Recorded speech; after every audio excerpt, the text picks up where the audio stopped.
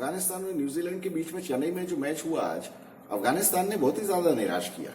निराश से मेरा मतलब ये है कि हम ये तो कभी नहीं सोच रहे थे कि न्यूजीलैंड हार जाएगी अफगानिस्तान से, लेकिन कम से कम कुछ फाइटिंग मैच तो हो।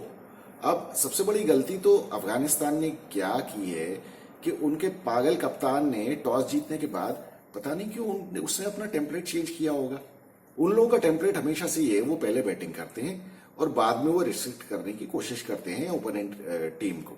आज के मैच में पता नहीं, मुझे लगता है कि वो इंग्लैंड को हराने के बाद कुछ ज्यादा ही ओवर कॉन्फिडेंस में आ गए। हालांकि इंग्लैंड को भी उन्होंने पहले बैटिंग करके ही हराया था और वो उनका तो वो स्ट्रेंथ ही वही है कि बाद में उनको पता रहता है कि हमको क्या करना है, ओपोनेंट टीम को कैसे फंसाना है, और अगर कहीं स्पिन विकेट में हुआ तो ये लोग पकड़ लेते हैं सामने वाली टीमों को। लेकिन अब आज के मैच में पता नहीं क्या किया इन लोगों से। टारगेट मतलब ये चेज करना इनके बस का नहीं है, और वो भी न्यूजीलैंड जैसी टीम के सामने। प्रोफेशनल्स लोग हैं वो लोग क्या करने देंगे तुमको। तो गर्दन पकड़ के दबोच दिया उन्होंने, और इनको तो शुरू में समझ में ही नहीं आया कि अब हम इनको, पहले तो अच्छा खासा इन्होंने पकड़ लिया था, 101 रन पे 1 विकेट था, और उसके बाद 110 रन पे न्यूजीलैंड के 4 विकेट कर दिए इन्होंने। लेकिन वहां पे एक्सपीरियंस काम आता है। न्यूजीलैंड के बल्लेबाजों को तो मालूम था कि हमको क्या करना है। वो आराम से 2-2, 3-3 रन लेके एक एक ओवर में खेलते रहे, ग्लेन फिलिप्स और टॉम लेथम। उसके बाद जब वो सेट हो गए तो फिर तो उनको क्या आउट होना था। ये जो कम एक्सपीरियंस्ड और प्रोफेशनल टीमों में जो डिफरेंस होता है वो बिल्कुल साफ साफ नजर आया आज। लेकिन अफगानिस्तान से मुझे शिकायत ये है, ये तुम लोग कब तक इनएक्सपीरियंस बने रहोगे। अब अफगानिस्तान के भी जितने प्लेयर्स हैं वो सारे प्रोफेशनल प्लेयर्स हैं, वो अमेच्योर नहीं है। ये दुनिया भर की लीग्स खेलते हैं, सब कुछ खेलते हैं, और 6-6, 7-7 साल हो गए इनको खेलते हुए। 100 मैचेस के ऊपर खेल लिए हैं तुम लोगों ने, तो अब तुमको थोड़ा सा मैच्योरिटी दिखानी चाहिए। लेकिन एक तो मुझे तो शिकायत सबसे पहले तो ये है कि ये लोग गुलबदीन नईब को क्यों नहीं खिला रहे हैं। जब तुम एशिया कप में गुलबदीन नईब को लेके गए थे, उसने पाकिस्तान के फट्टे विकेट पे पाकिस्तान के और श्रीलंका के अगेंस्ट अच्छी खासी बॉलिंग बैटिंग की थी, तो तुम उसको क्यों नहीं खिलाते हो। वो अच्छा खासा फाइटिंग क्रिकेटर है। वो रहमत शाह को लेके घूम रहे हो तुम लोग। वो रहमत शाह कुछ करता नहीं है। आज भी उसने 60 बॉलों में 30 रन बनाए, उसके बल्ले में ही नहीं आ रही थी बॉल।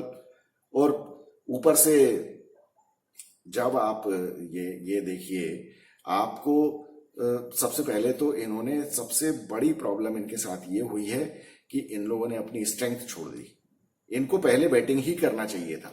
कल का वीडियो जो मैंने किया था, जब हम इस मैच के बारे में बात कर रहे थे, तो हम यही बात कर रहे थे कि अगर अफगानिस्तान 200-250 रन बना देगी तो वो न्यूजीलैंड को परेशान कर सकती है।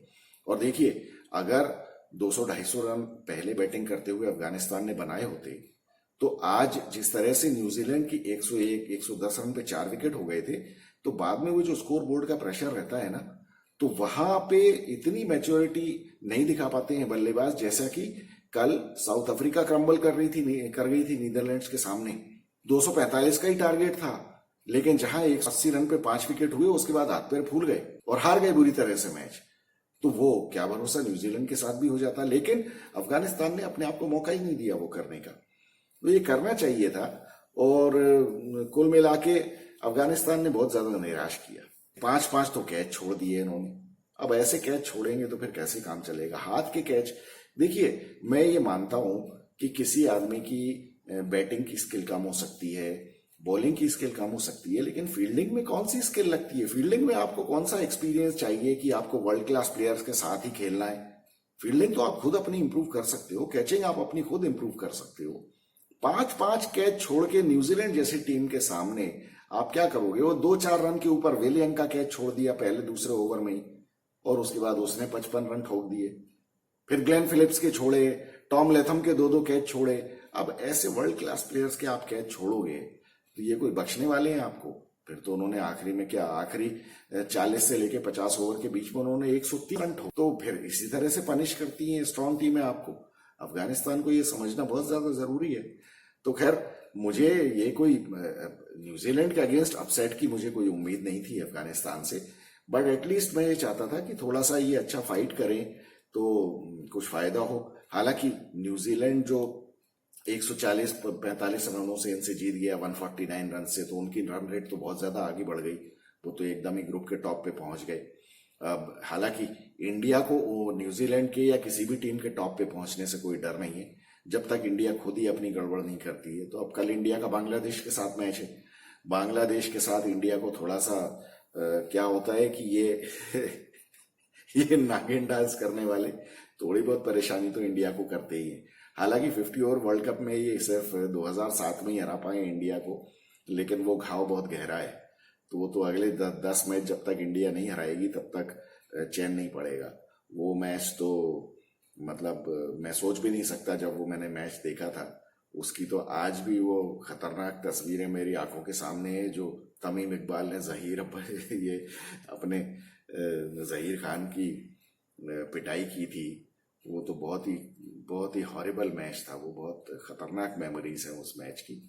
तो बांग्लादेश तो हमेशा ये फाइट तो करता है, T20 हो चाहे 50 ओवर मैच हो। अभी एशिया कप में उन्होंने जो इंडिया को हराया था वो तो उसको वो मैं ज्यादा सिग्निफिकेंट नहीं मानता हूं, क्योंकि इंडिया ने बहुत सारे 5-6 प्लेयर्स अपने खिलाए ही नहीं थे, तो उसका कोई मुझे वो टेंशन नहीं है। लेकिन ये इनको आप लाइटली नहीं ले सकते, और इनकी टीम है अच्छी। शाकिब अल हसन अच्छा हुआ कि वो टीम में आ गया, क्योंकि देखिए मेरा ये मानना है कि कोई भी जो अच्छा खिलाड़ी है सामने वाली टीम का, वो फिट होके टीम में रहना चाहिए, जिससे कि वो कभी टीम को ये कहने का मौका ना मिले कि अरे वो नहीं था इस वजह से हम हार गए। तो ऐसा नहीं होना चाहिए, बहुत अच्छी बात है। और वैसे भी शाकिब अल हसन अच्छा खिलाड़ी है। अब देखिए मैं तो ये चाहता हूं कि इंडिया की टीम जिस तरह के मैचेस अभी जीत रही है, 3 मैचेस ये जीती है, ये इसमें कुछ भी फाइट नहीं हुआ है, तो ये फाइट होना जरूरी है।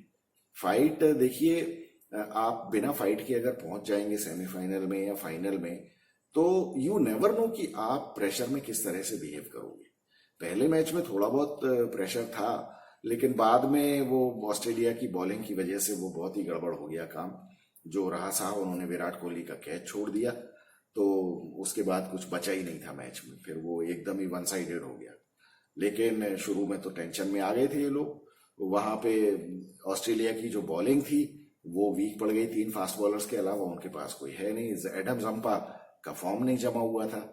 तो लेकिन कल ये है कि अब बांग्लादेश में भी जब इंडिया का मैच होगा, तो एक तो पुणे का मैदान है, पुणे का मैदान छोटा है और स्पिन वगैरह वहां कुछ ज्यादा होती नहीं है, तो वो ऑलमोस्ट मतलब वो थोड़ा बहुत तो मूव होता है बॉल, और बाकी ये है कि बैटिंग अच्छी कर लो, अगर आप कर सकते हो तो आप रन बना सकते हो।